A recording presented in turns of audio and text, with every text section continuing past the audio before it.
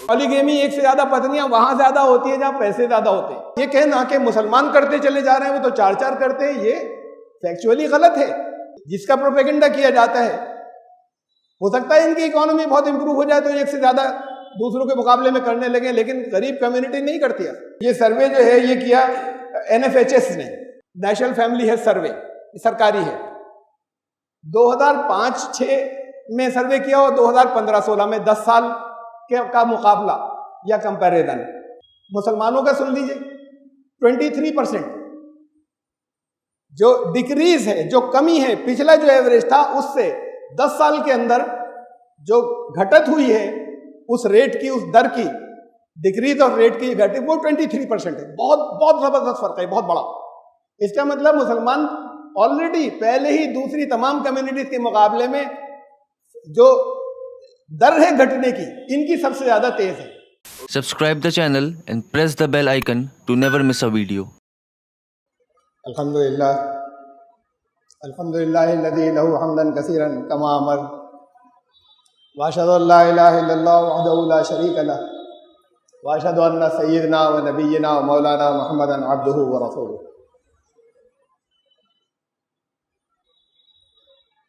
बिरादरान किराम, पिछले कई सालों से ये प्रोपेगेंडा चल रहा है कि मुसलमानों की आबादी अगर ऐसे ही बढ़ती रही तो कहते तो थे 2030 तक, फिर कहने लगे 2050 तक मुसलमान हिंदुओं से बढ़ जाएंगे आगे। ये एक साथ चला ये प्रोपेगेंडा बहुत सी जगहों पर, और इतनी एब्सर्ड बात थी ये कि वो अखबारात जो गवर्नमेंट के फेवर के कहलाते हैं, वो जो उनकी मर्जी के खिलाफ कुछ भी नहीं देते, वो जो उनकी पॉलिसीज को प्रमोट करते हैं, वो जिन्हें तंज में बहुत से मुखालिफिन उनके सरकार के गोदी मीडिया कहते हैं, उन सब ने इसकी रद्द की आंकड़ों के साथ, आदाद शुमार के साथ, कि ये तो बिल्कुल एब्सर्ड बात है, सैकड़ों साल में भी नहीं मुमकिन है जो आबादी की शरह, रफ्तारें वगैरह हैं। जरा सा दरमियान में कुछ ये प्रोपेगेंडा थमा था। अब कानून की बात एक शुरू हुई, पॉपुलेशन कंट्रोल, पॉपुलेशन हिंदुस्तान की बहुत बढ़ गई है आबादी, पॉपुलेशन कंट्रोल का कानून बनेगा।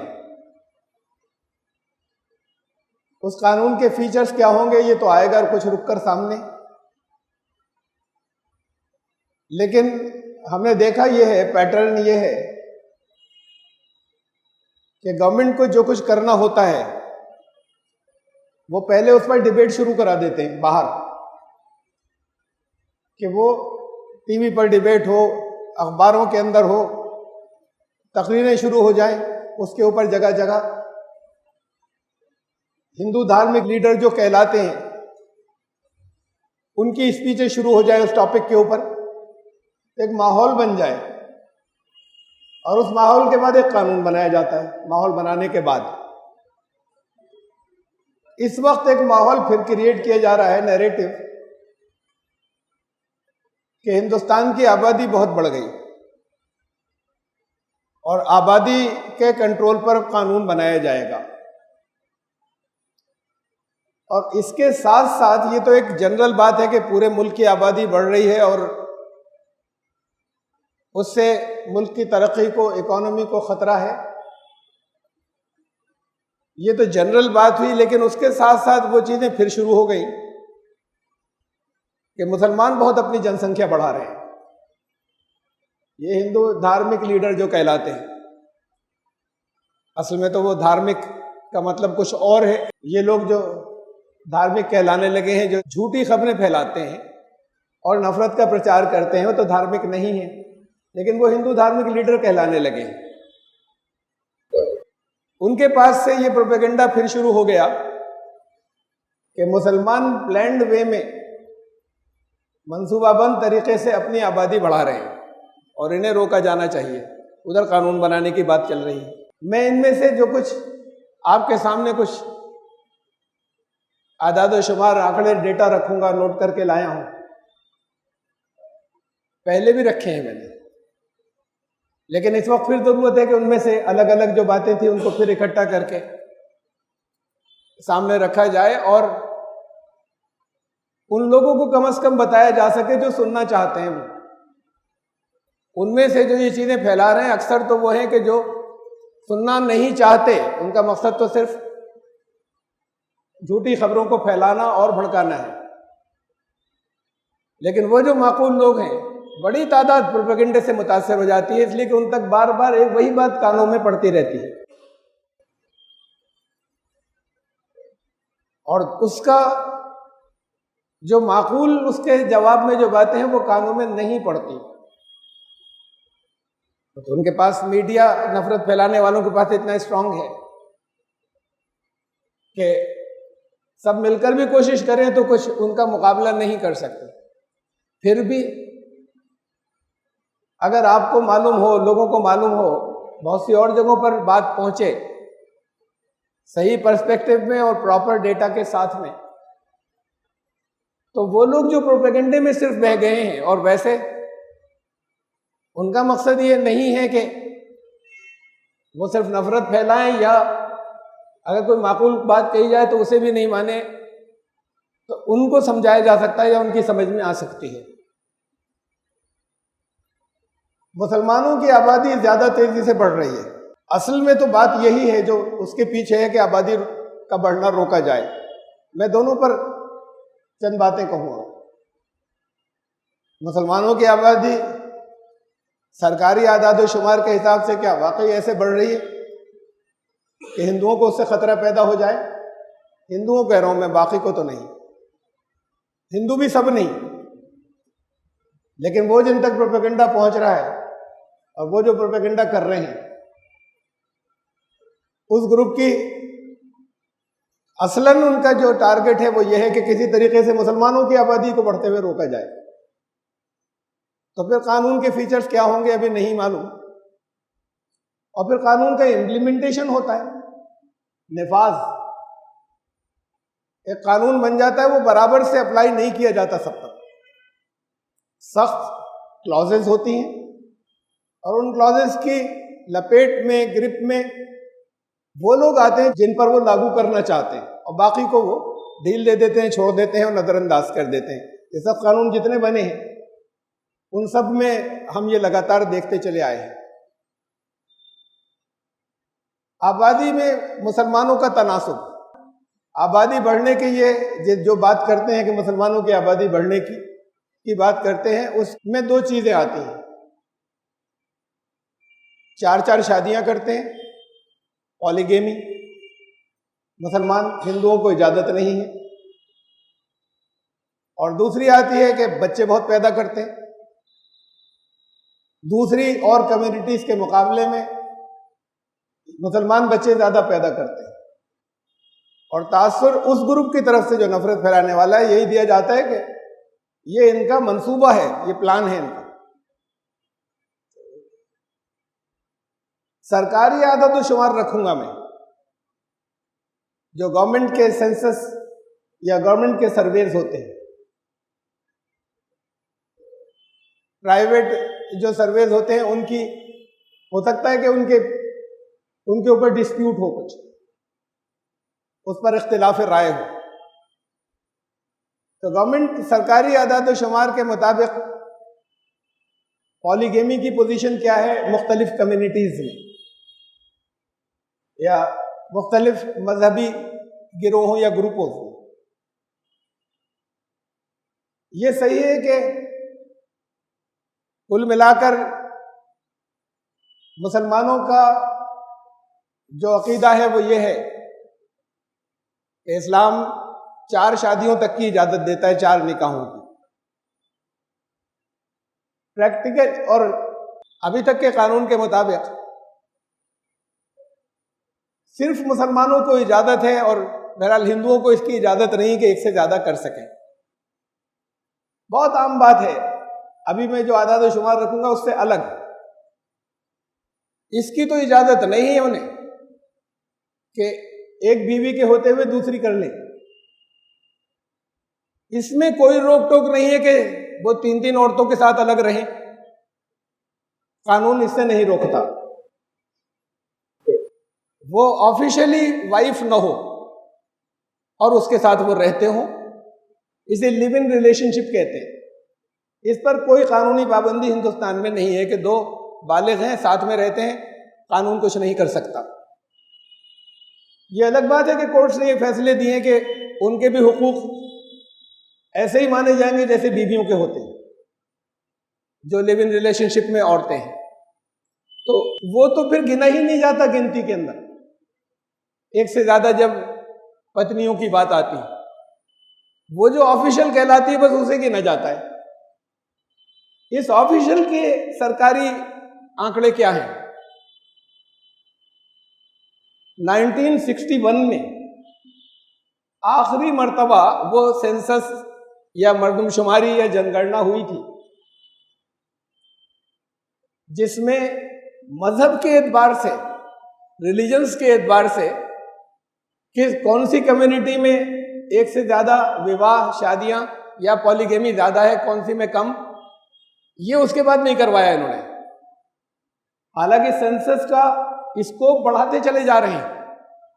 पहले जो सेंसस होते थे या जनगणना होती थी, उसमें जितने सवालात होते थे उससे 10 गुने हो गए, ताकि हर तरह की डेटा और इकट्ठे हो जाएं प्लानिंग के लिए। लेकिन इसको ड्रॉप कर दिया 1961 के बाद, 1961 के बाद, कि किस कम्युनिटी में, किस मजहबी गिरोह में पॉलीगेमी, एक से ज्यादा शादियां कम हैं और किस में ज्यादा हैं और कितनी हैं। मैं इल्जाम तो नहीं लगा सकता, लेकिन महसूस होता है और हर एक महसूस कर लेगा कि क्यों रोका गया। और उसके बाद इसको बहुत से और स्कोप तो बढ़ाते चले गए और 44 सवाल को रोक दिया गया 1961 के बाद। 1961 के जो आंकड़े हैं उसमें पॉलीगेमी, एक से ज्यादा शादियां, मुसलमानों में है 5.7%। मैं नोट करके लाया हूं, 5.7%। ये सरकारी आंकड़े हैं।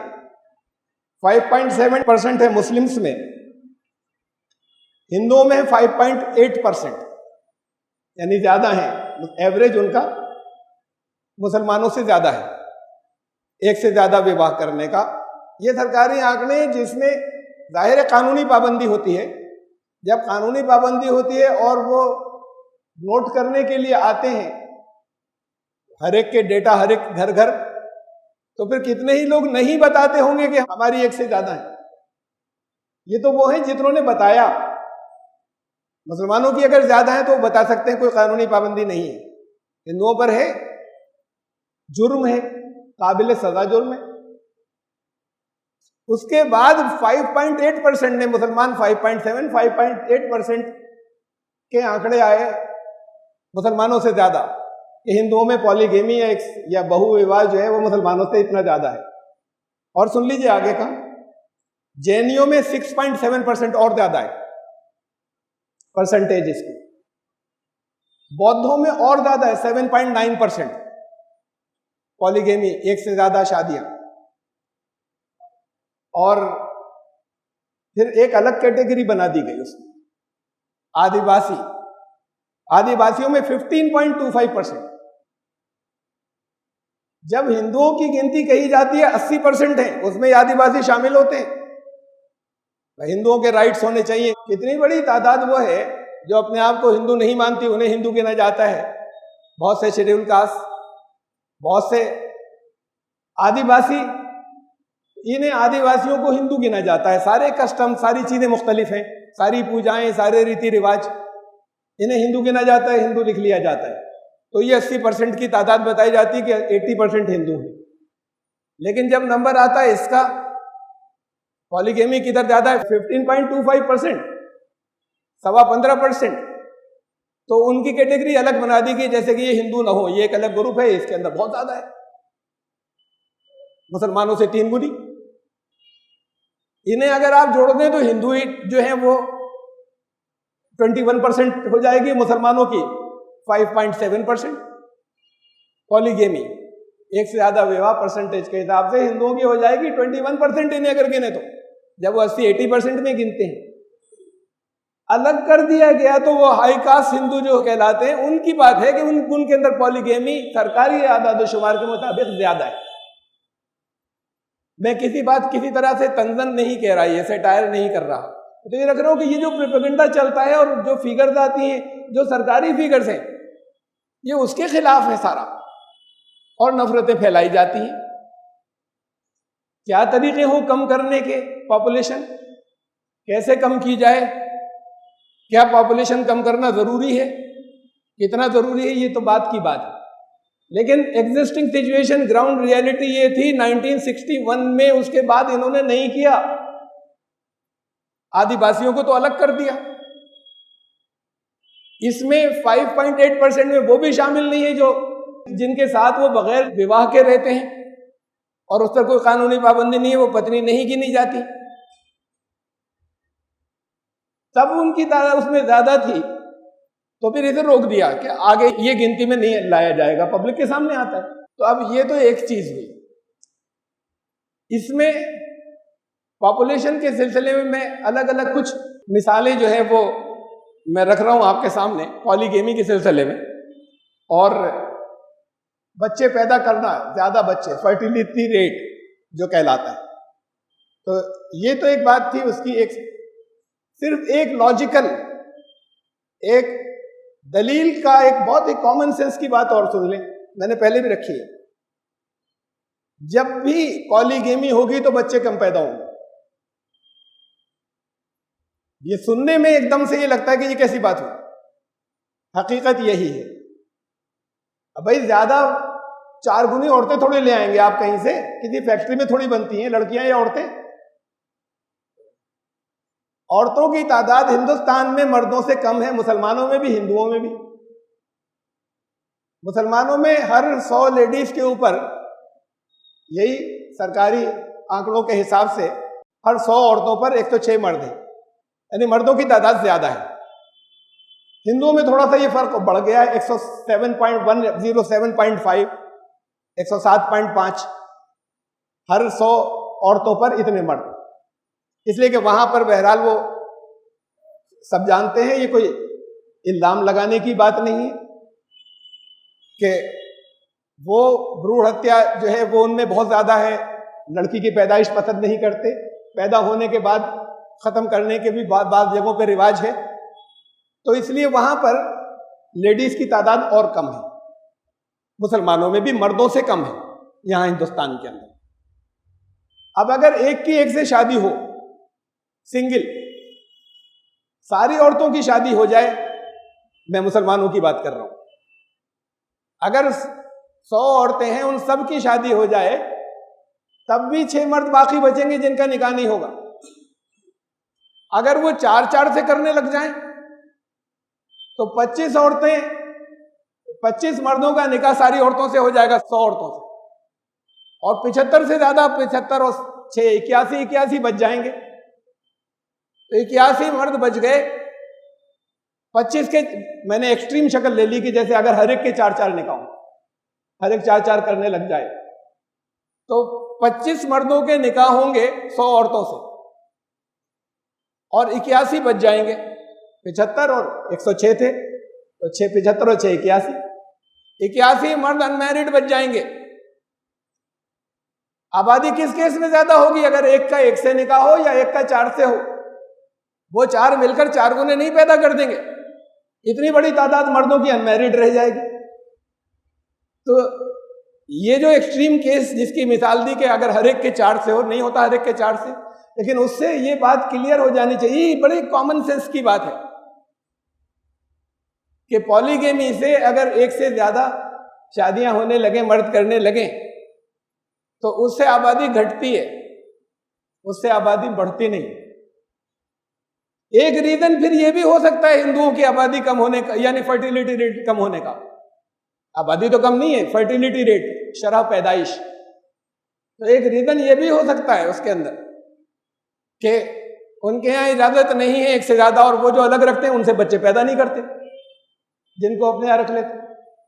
तो वो एक आदमी एक से ज्यादा ऑफिशियल मैरिज नहीं करता, नहीं, एक आदमी जो है वो ऑफिशियल मैरिज मुसलमानों से ज्यादा करता है, एक से ज्यादा, और मुसलमान कम करते हैं। अगर मुसलमान ज्यादा करने लगे तो इनकी शरह पैदाइश कम हो जाएगी, ज्यादा शादियां करने लगे, ज्यादा निकाह करने लगे एक से। हिंदुओं से आगे बढ़ जाएं तो रेट ऑफ, ये जो फर्टिलिटी रेट कहते हैं शरह पैदाइश, ये इनकी कम हो जाएगी। तो चूंकि उनके यहाँ पॉलीगेमी हिंदुओं के यहाँ मुसलमानों से ज्यादा है, और जब टोटल हिंदू गिनते हैं तो वो तो फिर उनको भी गिनिए, ट्राइबल्स को साथ में मिला लीजिए। मुसलमानों का 5.7%, उनका 21%। तो वो 21% जब है तो आबादी शरह पैदाइश जब वो गिनते हैं तो सबकी एक साथ गिनते हैं, फिर सबको मिला लेते हैं, फिर ट्राइबल्स की अलग नहीं करते। तो फिर हिंदुओं की तो कम रह ही जानी है, इसलिए कि उनमें पॉलीगेमी ज्यादा है और मुसलमानों में कम है। एक वजह तो ये हुई। अगर मुसलमान एक से ज्यादा करने लगे दूसरी कम्युनिटी से ज्यादा, तो इनकी तादाद जो है वो उतनी रफ्तार उसकी कम हो जाएगी बच्चों के बढ़ने की, और हिंदुओं की बढ़ जाएगी अगर हिंदू जो है वो एक ही करने लग जाए सचमुच। एक दूसरा रीजन होता है, ये तो बड़ी लॉजिकल सी बात, मैंने बहुत ही कॉमन सेंस की बात रखी थी, हर एक आसानी से समझ सकता है। सामने से सुनने में लगता है 4 बीवियां होंगी तो 4 गुने बच्चे होंगे तादाद के अंदर, वो सारे मेल्स अनमैरिड जो रह जाएंगे। और फिर जो बहुत बड़ा एक रीजन है वो है एजुकेशन, तालीम। ट्राइबल्स में क्यों ज्यादा है एक से ज्यादा शादियों का रिवाज? वहां एजुकेशन कम है। जहां जहां एजुकेशन बढ़ती है वहां पर लोग देखते हैं बच्चों की तरबियत अच्छी हो, स्कूल भेजना है, कॉलेज भी भेजना है, हेल्थ का भी ज्यादा ख्याल रखना है, तो वहां वो प्लान करते हैं और बच्चों की तादाद कम करते हैं जितना एजुकेटेड होते चले जाते हैं। इन जनरल, हर एक की मैं बात नहीं कर रहा। मुसलमानों में एजुकेशन बहुत कम है, इनसे दलितों से भी कम है। तो जब उनके अंदर एजुकेशन बहुत कम है, तो अगर गवर्नमेंट को सचमुच मुसलमानों की आबादी कम करनी है या शरह पैदाइश कम करनी है, तो इस पर तवज्जो दें कि मुसलमानों को एजुकेशन बढ़े, इनको कुछ ज्यादा फैसिलिटीज दें एजुकेशन के लिए, ज्यादा इंस्पायर करें एजुकेशन के लिए। तो ये सीन तो कहीं नजर नहीं आता। अब पकड़ पकड़ के फोर्सलाइजेशन को करना शुरू कर दे तो बात अलग है, वरना अगर ये कोई भी कानून बने वो यकसा सबके लिए हो, वो कोई भी कारगर नहीं होगा। सख्त कानून बनाए और सिर्फ एक ही कम्युनिटी पर अगर उन्होंने इंप्लीमेंट करना शुरू कर दिया तो और बात है, कुछ दिनों के लिए, कुछ अरसे के लिए। तो एजुकेशन की तरफ ध्यान दें मुसलमानों की, बैकवर्ड है। थे कभी मुसलमान इसके जिम्मेदार के एजुकेशन में पीछे क्यों रह गए? अब चाहते हैं कि हो आगे, लेकिन उतनी अपॉर्चुनिटीज इन्हें नहीं मिलती, इसलिए कि बहुत सी कम्युनिटीज ऐसी हैं कि उनके रिजर्वेशन से इनके नहीं है बैकवर्ड होने के बावजूद। तो जो बैकवर्ड नहीं है, जो प्रॉस्पेरस ज्यादा है, जिनके पास पैसे ज्यादा हैं, वो एजुकेशन में ज्यादा आगे जाते हैं, और जिनके पास प्रॉस्पेरिटी कम है और जो गरीब दूसरों के मुकाबले में ज्यादा है, वो पीछे रह जाते हैं। दूसरी जगह भी गरीब है लेकिन उनको रिजर्वेशन मिल जाता है। तो कुल मिलाकर ये सबसे पीछे रह जाते हैं। तो जब एजुकेशन कम होगी तो देखा यह गया है कि वहां पर बच्चों की पैदाइश, शरह पैदाइश बढ़ जाती है। वो इसकी बहुत ज्यादा तरबियत की फिक्र नहीं करते कि बच्चों को कुछ बनाना है, एक मेंटेलिटी और मिजाज वैसा नहीं रह जाता। अब दूसरी चीज ये तो आपको मैंने आंकड़े बताए पॉलीगेमी के, उसे जाने दीजिए, मैं उसका तस्करा नहीं कर रहा कि हिंदू स्क्रिप्चर्स में कितनी कितनी पत्नियां कहां कहां कौन, में उसमें से किसी का जिक्र नहीं कर रहा कि क्या कहा गया था क्या नहीं कहा गया था। मैं तो जो सचमुच सिनेरियो सामने है, सिर्फ इतना और उस पर देख लें या गौर कर लें जिन्हें सब जानते हैं, मैं उनका नाम ले रहा हूं कि पॉलीगेमी जहां जो ज्यादा प्रॉस्पेरस बच्चे, शरह पैदाइश तो इनकी ज्यादा होती है जो गरीब होते हैं इनके यहाँ, लेकिन पॉलीगेमी एक से ज्यादा पत्नियां वहां ज्यादा होती है जहां पैसे ज्यादा होते हैं। एफोर्ड करना भी होता है ना, खर्चा करना होता है, अलग रखना होता है। तो जो और सुपर डुपर बड़े गुजरे हैं, मतलब राजे महाराजे, उनकी पत्नियां एक से ज्यादा होती थी। अभी करीब के दौर की बात कर रहा हूं, कोई पुरानी कहानियों की मैं बात नहीं कर रहा। ये जो गायत्री देवी थी, उनका ये था कि सवाई मानसिंह 2 राजस्थान में, वो तीसरी पत्नी थी अपने शौहर की, अपने हस्बैंड की। फिर भूपेंद्र सिंह राजा जो पटियाला के थे, उनकी एक से ज्यादा बीवियां थी। फतेह सिंह उदयपुर के और मारवाड़ के राजा, उनकी एक से ज्यादा पत्नियां थी। महाराजा रंजीत सिंह, उनका जब देहांत हुआ और इंतकाल हुआ, उस वक्त उनकी 4 ऑफिशियल वाइफ्स थी और बहुत सी कंकुबाइंस थी, जिसे हम रखेल कहें या उनको रखा हुआ था उन्होंने। तो 4 तो ऑफिशियल थी उनकी, वो चारों उनके साथ सती हो गई महाराजा रंजीत सिंह के साथ में। जिस वक्त उनका इंतकाल हुआ तो 4 ऑफिशियल थी। फिर इन लोगों में जो ज्यादा पैसे वाले होते हैं, मैं सिर्फ चंद नाम ले रहा हूं, आप बहुतों को जानते होंगे, सिर्फ मैं कैटेगरी बता रहा हूं, आप पता नहीं कितने नाम लेने लगेंगे। फिल्म स्टार्स में धर्मेंद्र ने एक ही वक्त में 2 शादियां की, एक बीवी पहले से मौजूद थी, एक दूसरी कर ली। बल्कि ये भी था, उन्होंने बात को उसकी तरदीद की, लेकिन हर एक जानता था और खूब मशहूर था। और जाहिर के उन्होंने दोनों ने इस्लाम कबूल किया ऑन पेपर दिखाने के लिए, ताकि कोई कानूनी गिरफ्त के अंदर नहीं आ जाए। और धर्मेंद्र और हेमा मालिनी ने शादी की। मैंने सिर्फ एक नाम लिया है और बहुत से आप गौर कर सकते हैं, आपको ज्यादा नॉलेज होगी। सियासतदानों में, पॉलिटिशियन में भी बस एक नाम ले रहा हूं, रामविलास पासवान की एक से ज्यादा पत्नियां, 2 तो बहुत मालूम है, हर एक को मालूम है, कुछ लोग ज्यादा बताते हैं, 2 से ज्यादा बताते हैं। ये खुलकर वो लोग हैं जो बहुत ऊंची ऊंची पोजीशंस के ऊपर रहे, और बहुत ऊंची पोजीशंस पर होने के बाद सबको मालूम है, हर कोर्ट को मालूम है, हर कानून के माहिर को मालूम है, लेकिन उनके कहीं पर उनके बारे में कभी कुछ नहीं कहा जाता या नहीं किया जाता। बड़े बड़े उद्योगपतियों में, जो बड़े बड़े इंडस्ट्रियलिस्ट, उसमें से मैं पुराने कुछ नाम ले रहा हूं, आर.के. डालमिया, गंजन बिरला, पी. राजगोपाल, इनकी एक से ज्यादा बीवियां थी। ये बहुत बड़े बड़े इंडस्ट्रियलिस्ट थे और हर एक को मालूम था। कोई कानून दरमियान में नहीं आ रहा, उनसे नहीं कहा जाता था या उन्हें नहीं रोका जाता था। तो ये तो ओरिजिनल पोजीशन है। ये जो मालदार लोग, चूंकि यहाँ ज्यादा होते हैं, जितना ज्यादा मालदार हो वो उतना ज्यादा एफोर्ड करता है कि और तो उसके अलावा जो वो अनऑफिशियली रखते हैं, ये उसके अलावा लीगल जो उनकी वाइफ है, उनकी तादाद एक से ज्यादा की मैंने चंद की मिसालें दी आपको। मैं मेलाइन नहीं कर रहा हूं हिंदुओं को, उनकी चॉइस है, वो करते हैं एक से ज्यादा। लेकिन ये कहना कि मुसलमान करते चले जा रहे हैं, वो तो 4-4 करते हैं, ये फैक्चुअली गलत है। जिसका प्रोपेगेंडा किया जाता है, हो सकता है इनकी इकोनॉमी बहुत इंप्रूव हो जाए तो एक से ज्यादा दूसरों के मुकाबले में करने लगे, लेकिन गरीब कम्युनिटी नहीं करती है। अच्छा, अब पॉपुलेशन के बारे में सुन लें, पॉपुलेशन कंट्रोल के बारे में, कि फर्टिलिटी रेट, शरह पैदाइश जिसे कहते हैं, बढ़ने की तादाद पहले से, यह सही है कि मुसलमानों का इस वक्त भी दूसरी कम्युनिटी से ज्यादा है फर्टिलिटी रेट, यानी शरह पैदाइश ज्यादा है। लेकिन पिछले 10 साल के अंदर ये सर्वे जो है ये किया NFHS ने, नेशनल फैमिली हेल्थ सर्वे, सरकारी है। 2005-06 में सर्वे किया और 2015-16 में 10 साल का मुकाबला या कंपैरिजन। नेशनल एवरेज था फर्टिलिटी रेट का शरह पूरे हिंदुस्तान का, सारी आबादी के मिला के 18.6%, यानी आबादी हर साल 18.6%, ये पूरे मुल्क का औसत है। पहले से आबादी तो बढ़ी लेकिन फर्टिलिटी रेट घटा है, शरह पैदाइश घटी है पहले से, आबादी चाहे बढ़ी हो। तो नेशनल एवरेज है 18.6%, पहले के मुकाबले में जो रेट था, जो दर थी बढ़ने की, उस दर में 18.6% कमी हो गई। ये नेशनल एवरेज है। हिंदुओं की कमी हुई 17.8%।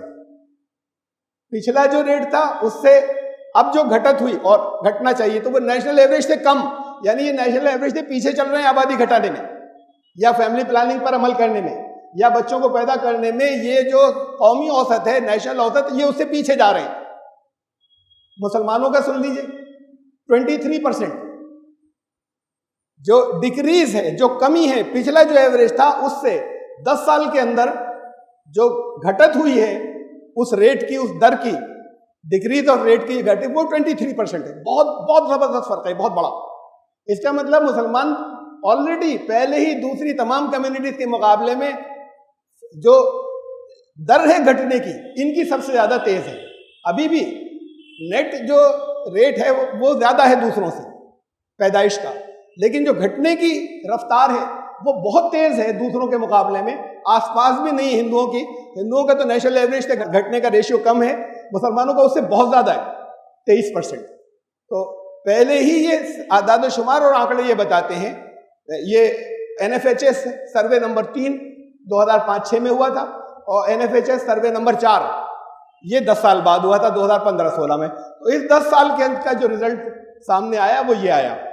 तो फिर ये प्रोपेगेंडा करना कि मुसलमान बढ़ रहे हैं, रेट अब भी ज़्यादा है, लेकिन जिस तेज़ी के साथ में इन्होंने अपना घटने की रफ्तार बढ़ाई है, आबादी फर्टिलिटी रेट को घटाने की रफ्तार बढ़ाई है, उसमें तो बहुत करीब में नियर फ्यूचर में इनका हिंदुओं के बराबर आ जाएगा, नेशनल एवरेज के बराबर आ जाएगा, हिंदुओं के बराबर आ जाएगा। तो फिर इन्हें टारगेट करने का तो बिल्कुल ही प्योर प्रोपेगेंडा है। ये जब तक आदाद शुमार या आंकड़े लोगों के सामने नहीं आते तब ये इस तरह की बातें किए जाते हैं। गवर्नमेंट अगर ये कहती है, सरकार अगर ये कहती है कि आबादी कम होना चाहिए, उससे ताल्लुक़ है मुल्क की फलाह व बहबूद का, इस पर ओवरऑल गौर किया जा सकता है इस क्वेश्चन पे। लेकिन एक तरफ वो नैरेटिव चलता है, दूसरी तरफ पब्लिसिटी शुरू हो जाती है कि मुसलमान बहुत बच्चे पैदा कर रहे हैं, इनके बच्चे पैदा करने की रफ्तार बहुत कम है, किसी तरीके से कानून बनाओ, इस पर रोक लगाओ। तो ये पोजीशन जो है ये आदाद शुमार की या आंकड़ों की है। हमें मुसलमान अमल कर रहे हैं और करें।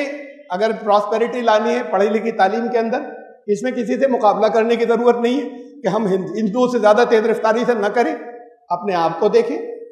लेकिन वो जो नैरेटिव चल रहा है नफरत फैलाने का, उसके अंदर पेश ये किया जा रहा है, उसको मैं डिस्पेल करना चाहता हूँ और उसको मैं यहाँ पर वादे करना चाहता हूँ कि ये फिगर्स जो हैं, आप ये खुतबा रिकॉर्ड होता है, आप वहाँ से इन फिगर्स को उठा सकते हैं, दोबारा सुन के अपने पास नोट कर सकते हैं, लोगों को समझाने और बताने के लिए, उन लोगों को जो माकूल लोग हैं।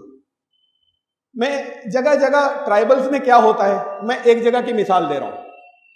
गुजरात में अहमदाबाद से ऐसी 30-40 किलोमीटर पर एक ढोकला तहसील है, तालुका कहते हैं वहाँ तहसील। तो एक ढोकला नाम की उस तालुके के अंडर में जो जितने विलेजेस हैं, वहाँ एक NGO ने सर्वे किया और उनमें से बहुत सी औरतों से अलग अलग बात की। तो हर एक ने ये बताया कि हमारा मसला ये है, और वो तो बस ब्रेन वॉश्ड है, उससे बच हमेशा औरतें ऐसी रहती चली आई हैं, अब कुछ में अवेकनिंग पैदा हो रही है तो हमारे साथ गलत हो रहा था। उनको मेल चाइल्ड चाहिए हर कीमत पर, बच्चा जो है वो लड़का हो। अब अगर लड़का 1, 2, 3, 4, 5, 8, 10 तक भी अगर लड़का नहीं हुआ तो उनको बच्चे पैदा करना है, और जब तक लड़का ना हो जाए हर साल एक बच्चा होना जरूरी है। और जो ना हो तो उनके ऊपर तंज का सामना करना पड़ता है कि एक भी लड़का नहीं है, फिर भी अभी इस साल बच्चा नहीं हुआ। पूरी सोसाइटी उनको जो है वो शर्म दिलाती है इस बात के ऊपर। डॉक्टर ने, यानी वो डॉक्टर जो सिजेरियन ऑपरेशन करते हैं, डॉक्टर का काम तो समझाएं। लेकिन एक औरत वो उसमें आया, उन्होंने नाम लेकर लिखा था, जो सर्वे था वो तफसीलात उसके अंदर, तो बताया कि एक उससे बात हुई, उसके बारे में रिपोर्टिंग मिली कि वो औरत, उसकी वालदा ज़ारो कतार रो रही थी, लड़की पैदा हुई। वो लड़की तीसरी शायद या चौथी लड़की थी लगातार, अभी लड़का नहीं हुआ, तो सब अनकंट्रोलेबल रो रही थी और डॉक्टर बड़ी तसल्ली दे रहा था। और सिजेरियन ऑपरेशन थे सबके, सब ऑपरेशन से हुए थे बच्चे। तो डॉक्टर उनको तसल्ली दे रहा था कि तुम फिक्र मत करो, मुझे चाहे हर साल तुम्हारे 8 ऑपरेशन और करने पड़े, जब तक करता रहूंगा जब तक तुम्हारा लड़का नहीं होगा। तो ये कल्चर तो हिंदुस्तान के अंदर उन लोगों में ये एग्जैक्टली ट्राइबल नहीं है, मिलते जुलते कह लें। भेड़ बकरियां चराने वाला ये ग्रुप है जो धारवाड़ कहलाता है, वहाँ पर ये धारवाड़ जो है, ये भेड़ बकरियां, इनके यहाँ का ये रिवाज है।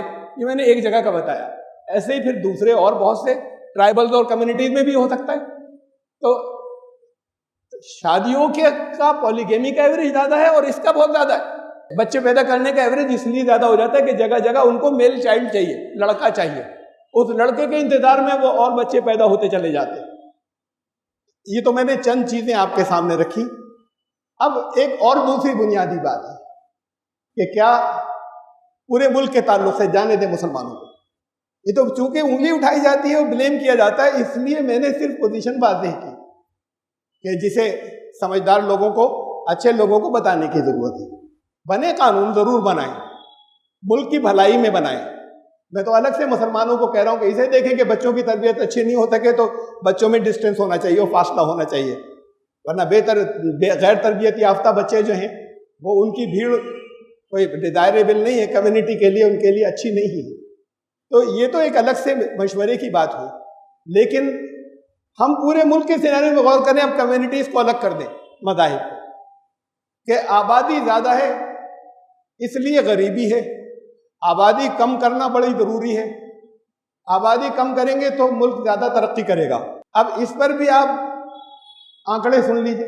ब्रेन वॉश कर दिया है उन लोगों के, इन पर प्रेशर डाला जाता है, कहा जाता है अपने यहाँ की आबादी घटाओ, और ये अपने यहाँ पर शुरू कर देते हैं उस प्रेशर में। खूब जानते हैं कि सामने की हमारे पास फिगर्स मौजूद हैं। दुनिया में सबसे ज़्यादा आबादी कहाँ है आप सब जानते हैं, चीन में। दूसरे नंबर पर आबादी दुनिया में सबसे ज़्यादा इंडिया में है, हिंदुस्तान में। तीसरे नंबर पर यूएसए में, चौथे नंबर पर इंडोनेशिया में, और एक दो को छोड़कर बीच में छठे सातवें नंबर पर ब्राजील में। इकोनॉमी, मईशत का जो प्रोजेक्शन कहते हैं उसे आगे की पेशिन गोई, तो दुनिया के सारे एक्सपर्ट्स ने जो प्रोजेक्शंस किए हैं कि 2030 में क्या होगा, उसमें सबसे बड़ी इकोनॉमी चाइना होगी, चीन दुनिया की सबसे नंबर 1 पर। नंबर 2 पर ज्यादातर तो कहते हैं यूएसए, लेकिन स्टैंडर्ड चार्टर्ड बैंक है, उनके जो आदाद-ओ-शुमार है उनके हिसाब से इंडिया नंबर 2 पर है। सबसे बड़ी इकोनॉमी चाइना के बाद सबसे बड़ी मईशत हिंदुस्तान। तीसरे नंबर पर अमेरिका गया, यूएसए। चौथे नंबर पर इंडोनेशिया, पांचवें नंबर पर ब्राजील। उसी तरतीब से, जिस तरतीब से आबादी ज्यादा है और कम है और कम है और कम है, उसी तरतीब से ये जाइंट बनने जा रहे हैं, इकोनॉमिक जाइंट। 2050 तक तो 100% सबका एग्री करते हैं कि इंडिया नंबर 2। तो बिल्कुल उसी तरतीब से ये इकोनॉमिक जाइंट बनने जा रहे हैं। दुनिया के अंदर सबसे बड़ी मईशतें, सबसे strong economies, number 1 China, number 2 India, number 3 USA, America number 3 पर। ये सब जापान और जर्मनी और ब्रिटेन और फ्रांस, ये सब पीछे, बहुत पीछे, थोड़ा नहीं। Number 1 China, number 2 India, number 3 Indonesia, USA, number 4 Indonesia, number 5 Brazil. ये बड़ी आबादी वाले मुल्क है और उसी तरतीब से है, जिसकी जितनी ज्यादा है वो उतना बड़ा बनने जा रहा है। अगर सही मैनेजमेंट हो, मिसमैनेजमेंट नहीं हो, तो जितने हैंड्स होते हैं उतना प्रोडक्शन ज्यादा होता है, उतनी वहां पर माल की खपत ज्यादा होती है, उतना उनका प्रोडक्शन भी ज्यादा है एक्सपोर्ट के लिए, और माल की खपत भी ज्यादा है कंज्यूम करने के लिए। वो इकोनॉमी तरक्की करती है और बढ़ती है। कभी ऐसा था दुनिया में कि जैसे ये वीजा सिस्टम है एक, वो लोग अपने यहाँ इनको नहीं आने देते थे, ये दूसरे मुल्क के लोगों को, काले हैं यहाँ पर नहीं आए, हम बिल्कुल प्योर रहे। फिर वो जो इंडस्ट्रियल रेवोल्यूशन आया और वहां पर उसके बाद जब वो तबाह हो गए दूसरी जंग अजीम में, उसके बाद फिर से जो इंडस्ट्री बनानी शुरू की उन्होंने, अब उन्हें लेबर की जरूरत पड़ी, उनके यहाँ नहीं थी, तो उन्होंने गरीब मुल्कों से लेबर बुलानी शुरू की कि हमारे यहाँ आओ। वीजा के कानून रिलैक्स किए और नौकरियां देनी शुरू की, बुलानी शुरू की। इन्होंने अपने यहाँ पैसे भेजने शुरू किए, जितना भी बचा बचा कर भेजते थे। जितने भी भेजते थे वो इनके घर वालों के हिसाब से ठीक ठाक होते थे जिंदगी गुजारने के, यानी जिस लेवल के लोग होते थे उससे काफी ऊपर उठ जाते थे जो जिस जगह जाता था। लेबर की कमी पूरी करने के लिए उन्होंने गरीब मुल्कों से लोगों को बुलाया कि ये कम तनख्वाह पर आ जाते हैं। वो तनख्वाह अपने यहाँ के लेवल से उनका लेवल बढ़ता रहा। फिर उसके बाद उन्होंने चूंकि बड़ा प्रोपेगेंडा किया था कि बच्चे कम पैदा करो, यही चला था इनके यहाँ बहुत जमाने तक, बच्चे कम पैदा करो। वो ऐसी जनरेशन ब्रेन वॉश हो गई और औरतों का खास तौर से मिजाज हुआ कि हस्बैंड चाहते भी हैं तो कहती हम नहीं करेंगे, क्या इस परेशानियों से गुजरे, इससे और तकलीफों से और पेन से और बात को बच्चे को संभालने में ऐसी जिंदगी गुजारेंगे। एक भी नहीं चाहती, बहुत बड़ी तादाद के, एक बच्चा भी ना हो। तो उनके यहाँ निगेटिव ग्रोथ शुरू हो गई, तादाद कम होनी शुरू हो गई, स्टैटिक नहीं, पहले से हर साल कम होने लगी एडवांस कंट्रीज में। जब कम होने लगी इंटेलिजेंशिया कम हुआ, पढ़े लिखे लोग कम हुए, और वो कम हुए तो फिर उनको जरूरत पड़ी कि लाओ मैनेजर भी बुलाओ। तो फिर उन्होंने इन मुल्कों से मैनेजरियल यानी बड़ी पोस्ट के लिए डॉक्टर और इंजीनियर और मैनेजर वो भी बुलाने शुरू कर दिए, तो उसके बगैर उनकी इंडस्ट्री नहीं चलेगी। अब परेशान है कि कभी कहते हैं निकाल दो इन्हें, जगह जगह हो जाता है निकालो, बहुत हो गए, तादाद में बढ़ गए, हमारे यहाँ कब्जा कर लेंगे, और कभी फिर इनको जरूरत पड़ती फिर खोल देते हैं, इसलिए कि फिर इंडस्ट्री कैसे चलेगी, उनके पास इतने हैंड्स नहीं है या इतने एक्सपर्ट्स नहीं। तो ये नेचर खुद अपने आप को बैलेंस करती है। और ये लोग वहां पर अब परेशान ये है इससे कि ये जिन मुल्कों की आबादी ज्यादा है वो कब्जा कर लेंगे हमारे ऊपर, हमारी तादाद से ज्यादा बढ़ जाएंगे। जहां हैंड ज्यादा है, ज्यादा दिनों उनको, जब तक उनको यहीं पर रोके हुए थे तब तक तो गरीब ज्यादा थे, और जब उन्हें मजबूरन खोलना पड़ा तो फिर इनकी गुर्बत गरीबी दूर होनी शुरू हो गई, और वहां खतरा पैदा हो गया कब्जा ये न कर लें, और बड़े मजबूर हैं कि बुलाने पे भी मजबूर हैं, और ये भी देखते हैं कि किसी तरीके से इन्हें रोका जाए और ये लोग कमाएं। वो यहां पर प्रोपेगेंडा करवाते हैं और ऊपर से प्रेशर डालते हैं कि आबादी कम करो अपनी, जिनकी अपनी निगेटिव ग्रोथ हो गई।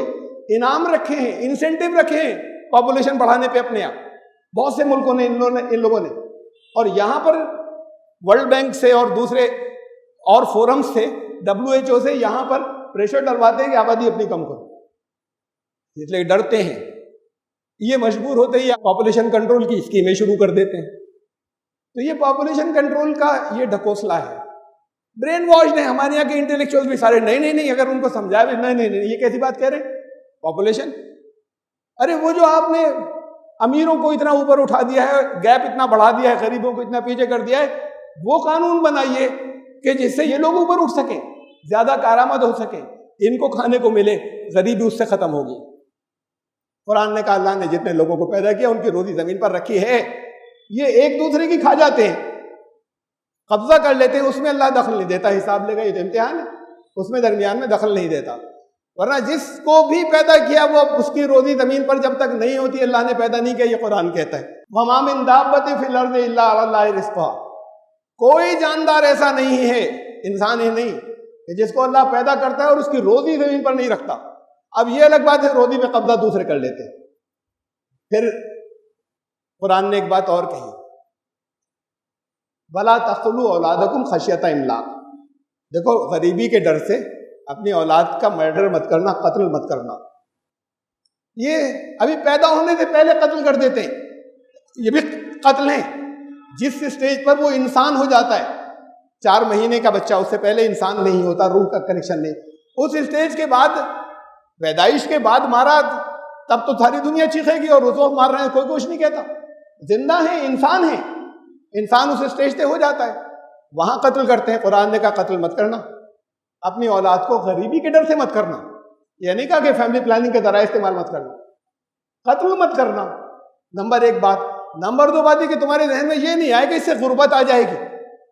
हमने कितनी फैमिलीज देखी हैं, आपने भी देखी होंगी, मेरे सामने हैं, गरीब थे, 8-8, 10-10 बच्चे हुए, और वो उन 8-8, 10-10 बच्चों के बाद वो अच्छे हो गए, प्रॉस्पेरस, हर एक कमाने वाला था, उसमें आगे बढ़ के मेहनतें करते रहे, हर एक कमाने वाला, और फिर सबने का सब कमाने वाले हो गए और सब अच्छे निकल गए।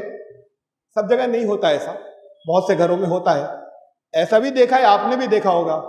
एक ही था कुल, वो इतना नालायक निकला कि सब फूंक दिया उसने, सब बर्बाद कर दिया। बात तो यह है कि उनकी सही तरबियत हो सके, बात यह है कि ऐसे कानून बने कि कुछ लोग अमीर होते चले जाएं और बाकी पिसते चले जाएं, उसको डिस्ट्रीब्यूट कीजिए, और अलग अलग मुल्कों में भी डिस्ट्रीब्यूट किए, कहीं सरप्लस, कहीं लोग फाके से मर रहे हैं, वो बाई फोर्स जो है वो उसका डिस्ट्रीब्यूशन होना चाहिए। तो अल्लाह ने तो रखा है खाना जमीन पर, रोटी ये खा जाते हैं।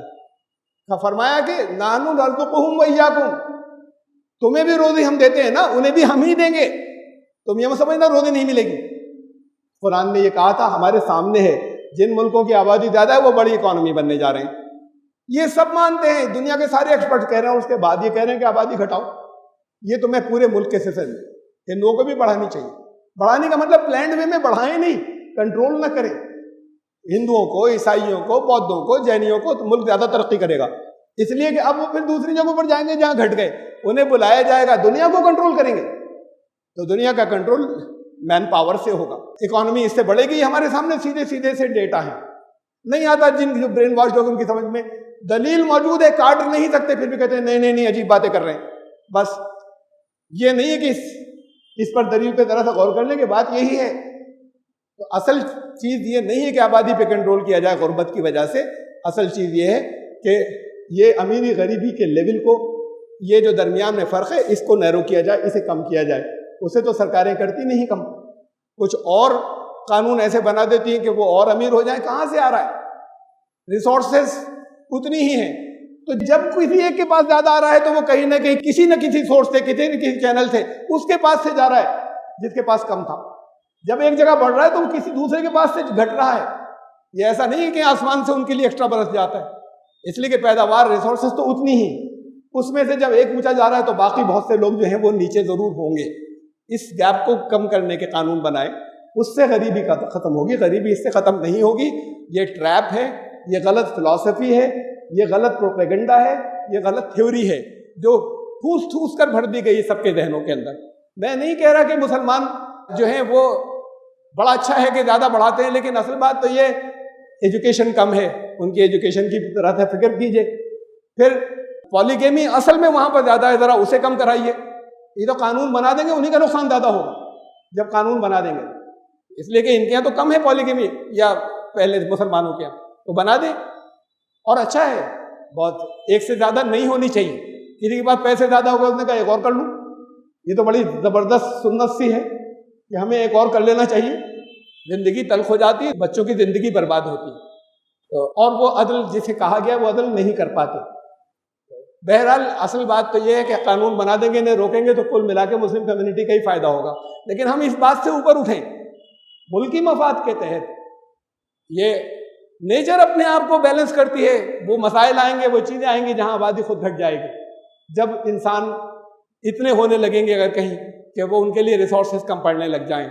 अभी ऐसा नहीं है, और इंसान जितने पैदा होंगे अल्लाह ने उनके लिए रोजी का सामान यहाँ रखा है। तो ये बिल्कुल एक झूठा और गलत प्रोपेगेंडा है जो पूरे मुल्क के लिए गलत है, हर कम्युनिटी के लिए गलत है। ये उसका खुलासा था। मैंने आपसे कहा कि नेट से आप उठा लीजिएगा डेटा और आदाद शुमार, जो कुछ मैंने चंद चीज़ें कही मुझे मालूम था, लेकिन ज़बानी परसेंटेज के साथ फिगर मुझे भी याद नहीं थी, मैं लेकर लाया। आप भी उसे अपने पास नोट कर सकते हैं और लोगों को समझाने की कोशिश कीजिए। हमारी समझ में असल बात आए। पॉलिसी आपके हाथ में नहीं है, लेकिन राय आम्मा तब बनती है जितनी बात लोगों तक पहुँचती है और कन्विंसिंग अंदाज में पहुँचती है। वारकल्लाहु लना व लकुम क़ुरान नज़ीम इन्नहु तआला जवादुल करीम।